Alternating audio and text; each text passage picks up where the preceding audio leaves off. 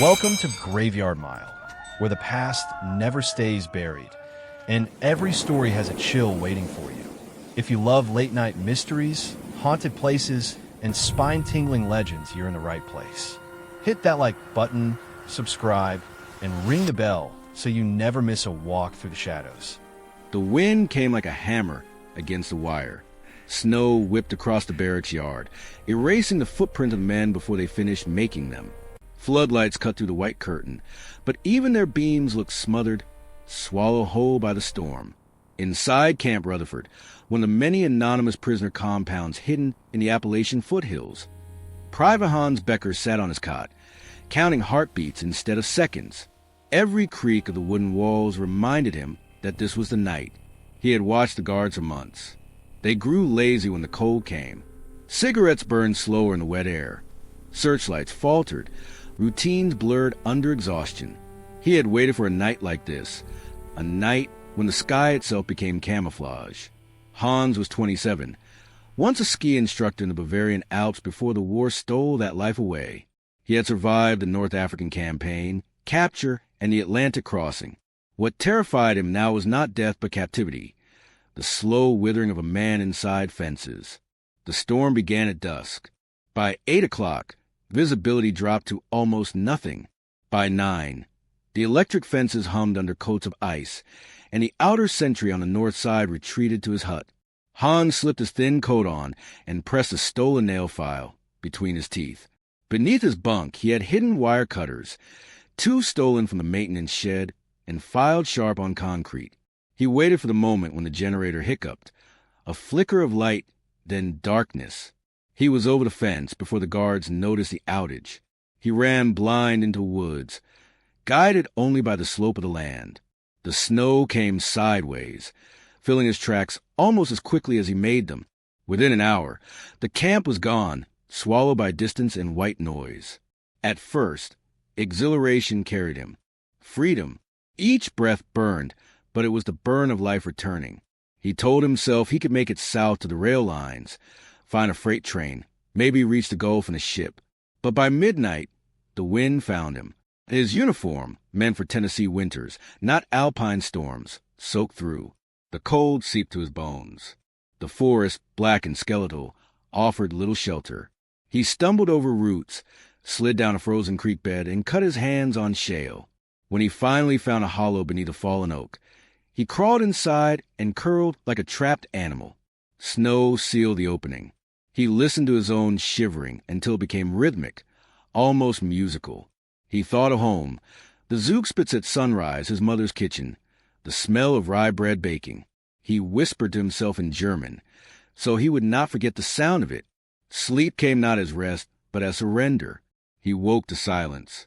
The storm had passed, leaving the world glazed and still. His fingers were stiff, his boots frozen solid. When he stood, pain knifed through his feet, and he laughed hoarsely because the sound proved he was alive. He followed the creek south. Ice cracked underfoot, and the water beneath ran dark as oil. Hunger set in before noon. He found pine bark and chewed it until his jaw ached. When the taste of resin sickened him, he moved on, hoping for anything, a rabbit track, a bird's nest, salvation. The mountains closed around him. By dusk, he saw smoke. It rose thinly through the trees, wavering like a mirage.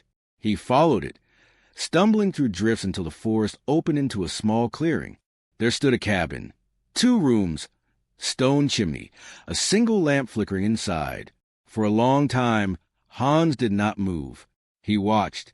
A man stepped out, heavy-shouldered, carrying an axe. He split with methodically, breath foggy in the air.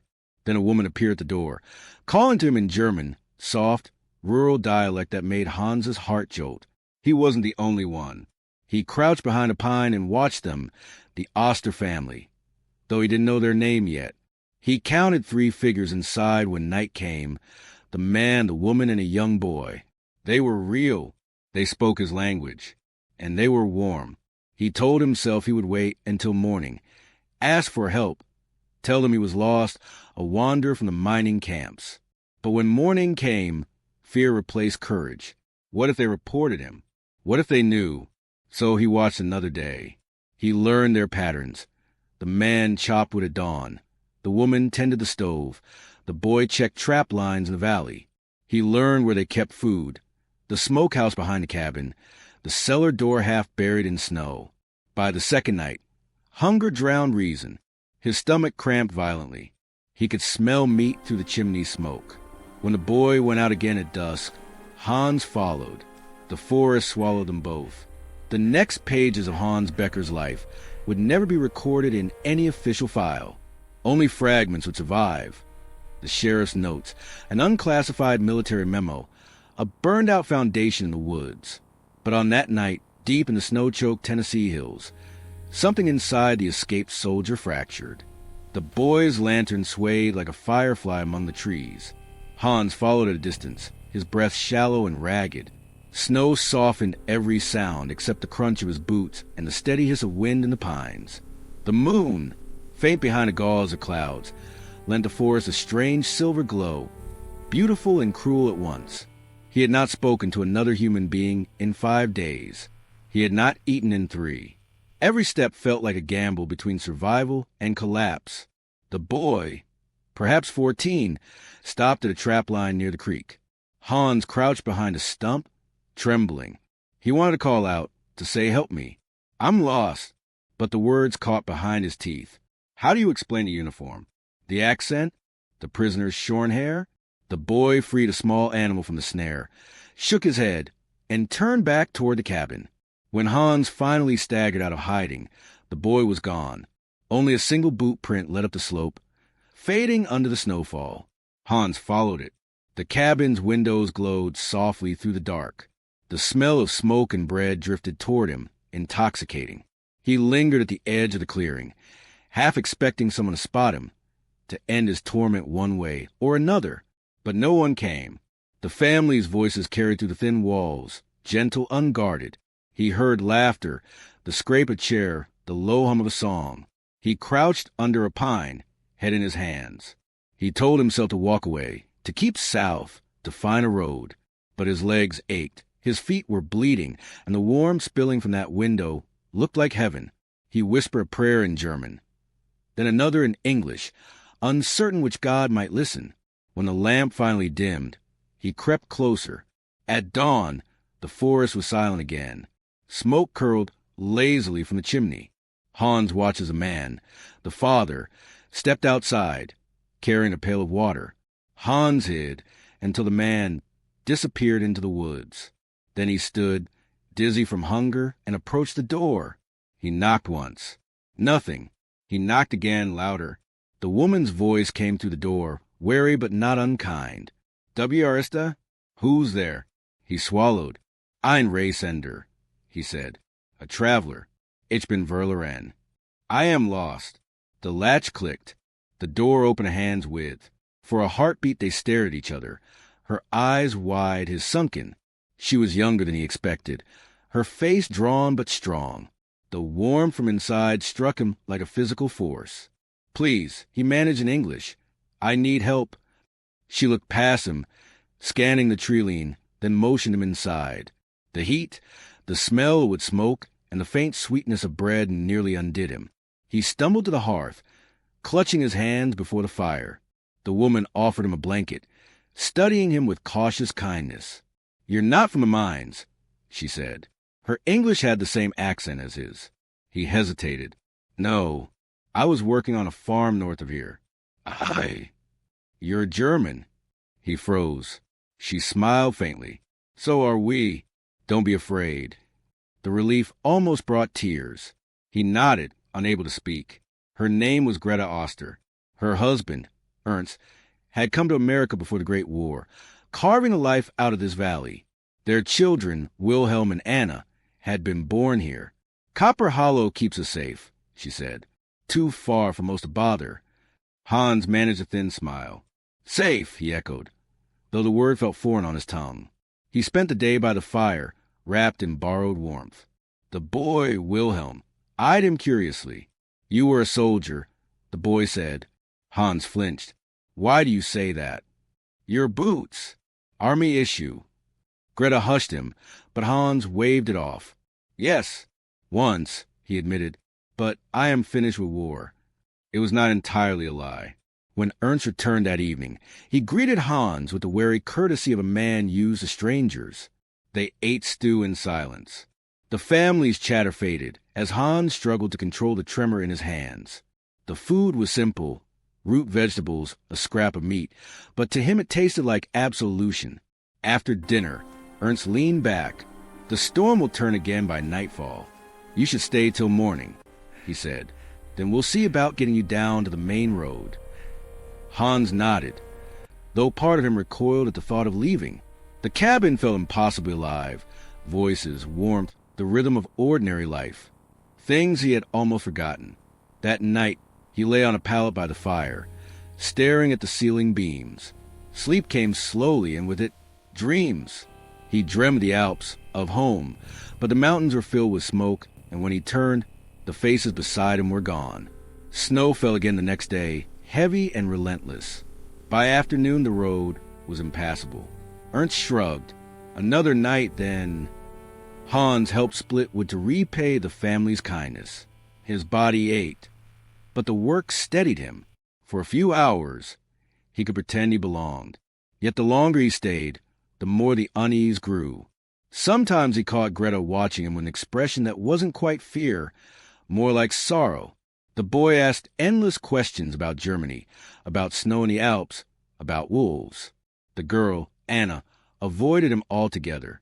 At night, he heard whispers from the next room, too low to make out, but urgent. Once, when he rose to fetch water, he saw Ernst sitting awake by the window, rifle across his knees. On the third morning, the world changed again. Hans woke to silence, too deep, too deliberate. The family was gone from the main room. The door stood slightly ajar, cold air curling in. Outside, the snow was untouched except for a single set of footprints leading toward the woodshed. He called out softly. No answer. When he stepped outside, a gust of wind swept through the clearing, scattering powder into his face. The prince stopped abruptly at the edge of the path, as if the person had vanished mid-step. A trick of the snow, he told himself. That's all. Still, when he turned back to the cabin, he noticed something he hadn't before. The smokehouse behind the shed, its door half open, a faint creak coming from within. He moved closer. The hinges groaned. Inside, the dark smelled of salt and old wood. Shapes hung from the rafters, indistinct, wrapped in cloth. He told himself it was meat, preserved for winter. He told himself many things that morning. But when he closed the door and looked back at the cabin, he thought he saw someone watching him from the window, a face pale as frost, eyes hollow with knowing. That night the wind returned. The fire sputtered. Hans sat alone by the hearth. The family had retired early, claiming exhaustion, but he could hear them whispering behind the thin wall. His name, spoken low. He pressed his hands to his ears. The hunger was back, not just for food, but for escape, for silence, for something he couldn't name. The storm keened outside like a wounded thing. And somewhere between waking and dream, Hans thought he heard another voice, deep, familiar, impossible, whispering his name in German. When he looked toward the window, the reflection that met his eyes wasn't his own. Morning came late, pale and cold. The storm had passed, but a mist hung low over the valley. From a window, Hans watched it curl through the pines like smoke, as though the forest itself exhaled. The family moved quietly that day. No laughter, no songs. Greta's eyes were rimmed with sleeplessness. Ernst kept his rifle propped by the door. Even the children spoke in whispers, as if afraid to wake something that listened from outside. Hans offered to fetch water from the well, if only to escape the tension. The bucket came up half frozen, the rope stiff as iron. When he bent to lift it, he thought he heard a murmur, a voice beneath the ice, faint and slow. He froze. Only the wind answered. Still, when he returned to the cabin, he found himself looking over his shoulder again and again. Inside, the hearth crackled low. Greta stirred a pot without speaking. You've been kind, Hans said softly. When the road clears, I'll go. She didn't look up. There is no road when the mist comes. He frowned. What do you mean? Ernst entered then, shaking snow from his coat. She means the hollow keeps its own weather, he said. It doesn't let go easy. Many who wander and don't wander out. Hans forced a laugh. Superstition. Ernst met his eyes. Maybe, but don't stray after dark. Something in his tone silenced Hans. That night, sleep came only in fragments. The wind seemed to move through the cabin's boards like breath through teeth. Every groan of timber felt deliberate. He dreamed again of the Alps of home. But this time he stood in a snowfield that went on forever, the mountains dissolving into mist. A figure waited ahead, half seen. When it turned, the face was his own, gaunt, hollow-eyed, lips blue with frost. It spoke without sound. Du kannst nicht heimkehren. You cannot go home. He woke gasping. The fire had gone out. The room was dark except for a dim orange glow leaking from beneath the door to the main room. He rose quietly, drawn toward it. The glow came from a single candle on the table. Ernst sat beside it, head bowed, whispering in German. Not prayer, something older, rhythmic. The words were too soft to catch, but their cadence felt heavy, almost ritualistic. Hans hesitated at the doorway. The air smelled faintly of pine pitch and something metallic. When Ernst finally looked up, the candle's light caught his face, lined, weary, eyes hollowed by fear. You shouldn't be awake, he said.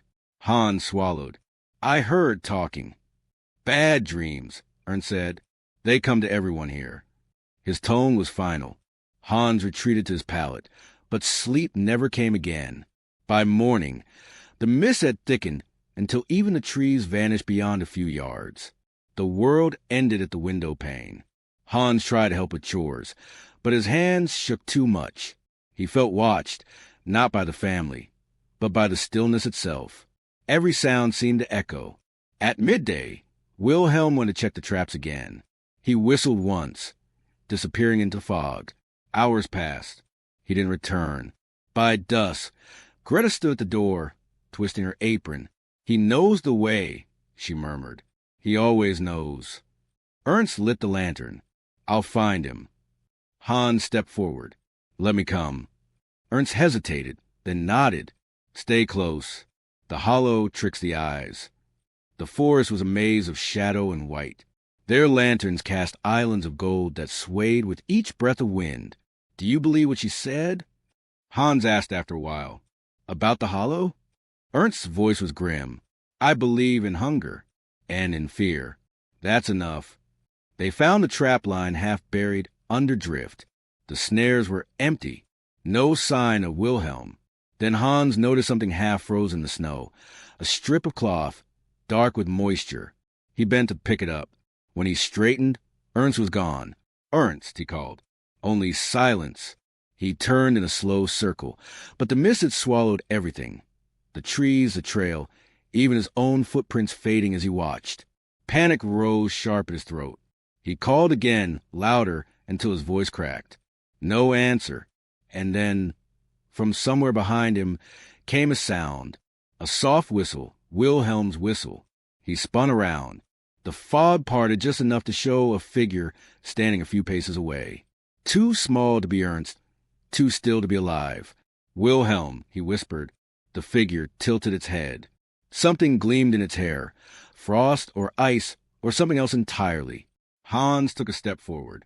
The air turned colder, the mist pulsing faintly with light. Then the figure dissolved, scattering like breath on glass. Hans stumbled backward, falling to his knees. The lantern slipped from his grasp, hissing out in the snow. He ran blind, branches toward his face. The world became sound and panic. The crunch of snow, the hammer of his heart, the voice in his mind whispering that he was already dead. When he burst into the clearing again, the cabin lights glowed faintly through the haze. He collapsed against the door, half sobbing. Greta opened it. Where is Ernst? He couldn't answer. The next morning, the mist lifted, but neither Ernst nor Wilhelm returned. Hans helped Greta search until exhaustion made them mute. The traps were empty. The footprints ended where the snow grew red with iron oxide, natural, she said quickly, from the soil. But Hans wasn't sure. That night, he sat by the dying fire, listening to the wind moan through the trees. Anna slept fitfully, murmuring in her dreams. Greta stared into the flames, lips moving soundlessly. Hans thought of leaving. He even packed his few things, the coat, the borrowed blanket, the bit of bread she offered him. But when he opened the door, the world outside seemed darker than night. The forest loomed impossibly vast, as if the valley had grown while he slept. And in that blackness, he thought he saw movement, pale shapes shifting between the trees. Whispers rose with the wind. His name again drawn out and thin. Hans. He closed the door and slid the bolt. Sleep finally came, but not mercy. He dreamed of the cabin empty, the fire cold, his footprints circling it endlessly, and somewhere, far away, the faint sound of a boy's whistle, calling him deeper into the mist. When he woke, he wasn't sure if he had dreamed at all. The stove had gone cold again. When Hans opened his eyes, the window panes were coated with ice that glimmered faintly like trapped stars. The cabin's timbers moaned in the dawn wind. Greta sat by the firebox, motionless, her hands folded around a kettle that never steamed. Anna slept nearby. Then under a quilt, her breath shallow and fast. "Any sign?" he whispered. Greta shook her head. "None." The silence after the word felt heavier than the snow outside. Hans rose, his limbs stiff, and pressed his palm to the frost-rimmed glass. The mist had retreated overnight, leaving behind a valley of white and bone-dark trees. It looked peaceful, but something in it was wrong. Too still, as though the world were waiting for him to move first. He tried to speak again, but Greta's gaze stopped him. She wasn't looking at him now, but past him, into the corners of the room. "Do you hear it?" she asked. He listened. At first, only the pop of cooling iron. Then, a distant hum, low and rhythmic, like a voice buried under miles of snow. It rose and fell with the wind, never forming words, yet too deliberate to be chance. "No," he lied. She smiled without humor. "Then you're lucky." By mid-morning, he decided to search again. Greta begged him not to. "The hollow moves," she said. "It'll twist you around until you walk in circles." "Then let it," he answered. "I can't stay here waiting for ghosts." Anna stirred in her sleep. Greta looked at her, jaw tightening, then handed Hans a small crucifix of twisted tin. "For finding the way back," she said. He pocketed it, more for a comfort than his own, and stepped outside. The air had changed. Where before the snow had muffled sound, now every crunch of his boots echoed too far, bouncing between unseen cliffs. The forest seemed rearranged, paths bending slightly where he remembered them straight. He marked trees with his knife as he went. But when he turned to look back, the marks were already gone beneath a thin film of ice. He called for Ernst, for Wilhelm. Only the wind replied, repeating his name in stretched whispers until he couldn't tell where his own voice ended. A flicker of movement caught his eye, a figure between the pines, pale coat, slouched posture. "Ernst!" He ran. The shape drifted deeper, never quite touching the snow. Branches parted before it, closing silently afterward. Hans followed until his lungs burned.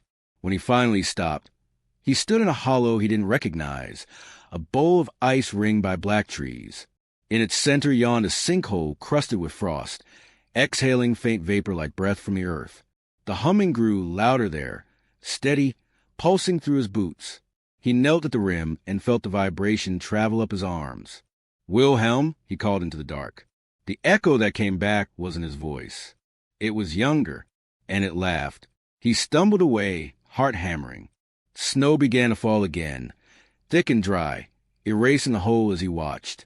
The forest dimmed, and in the half-light he saw movement on all sides. Brief flashes of faces, familiar and wrong, mouths opening in silent words. He ran. Branches clawed his coat.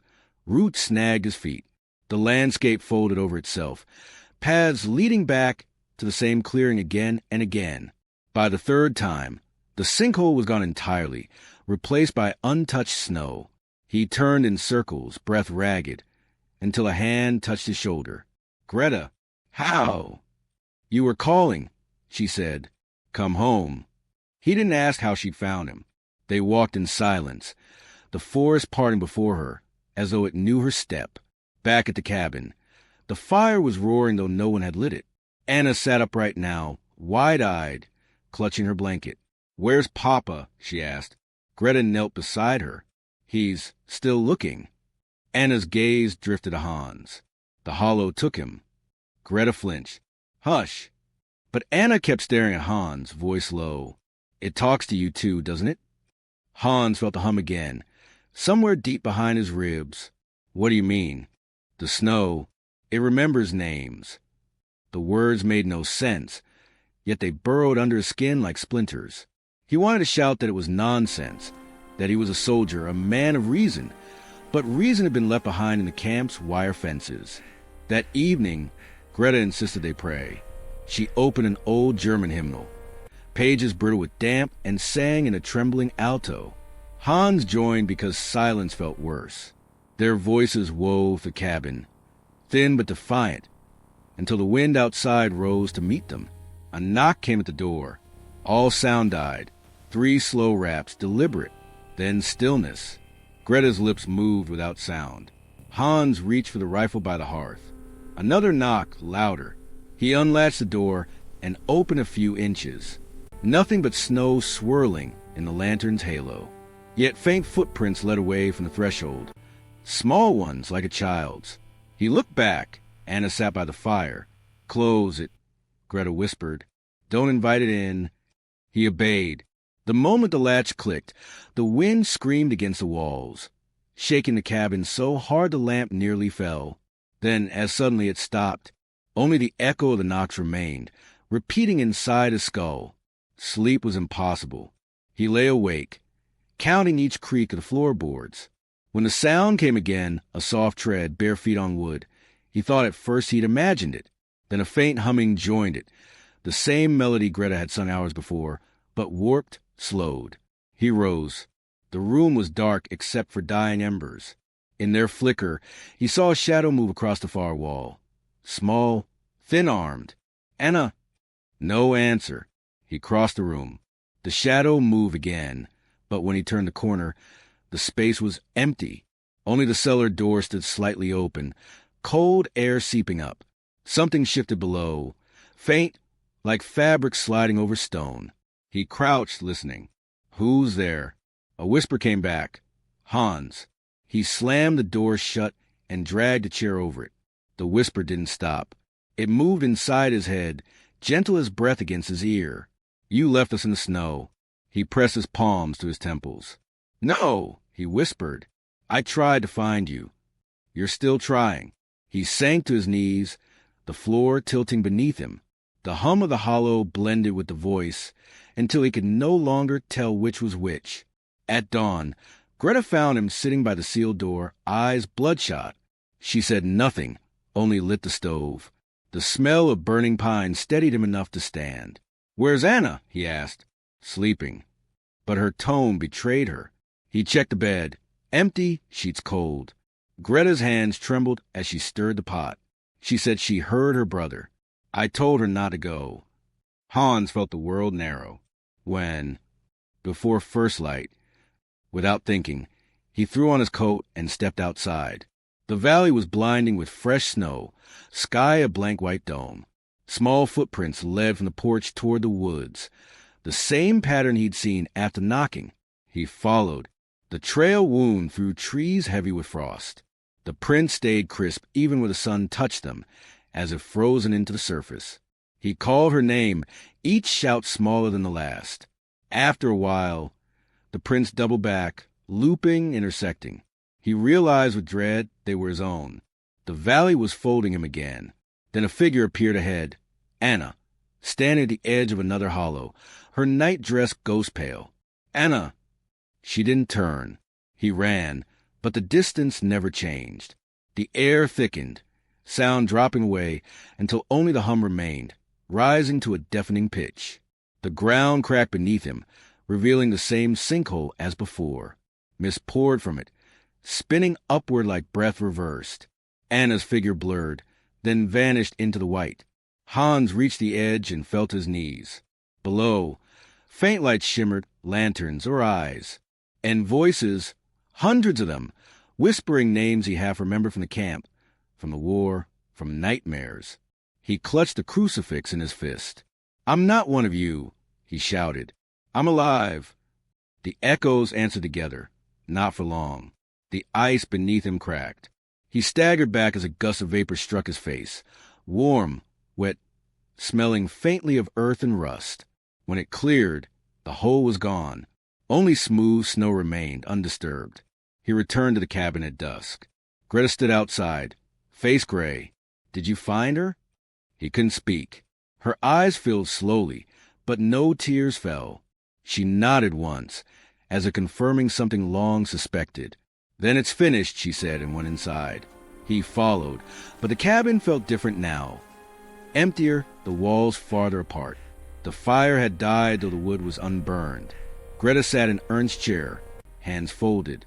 "You should leave," she said softly, "before it keeps you too." "I can't. You already know the way out." He didn't, but when he looked to ask her meaning, she was gone. The chair rocked once and stilled. Night came quick. The cabin's door creaked open on its own, letting in a slow drift of snow. Outside, the valley glowed with faint inner light, as if the ground itself breathed. Hans stepped into it, unable to resist. The air was silent now. No wind, no hum, only the rhythmic beat of his own heart. Each step left no mark. Somewhere ahead, a lantern burned, steady and golden. A child's voice hummed him again, clear this time, leading him onward. He followed. The light moved deeper between the pines, smaller, farther, until it merged with the stars. When the dawn came, the hollow was still. Only a single set of footprints led into the forest, and none returned.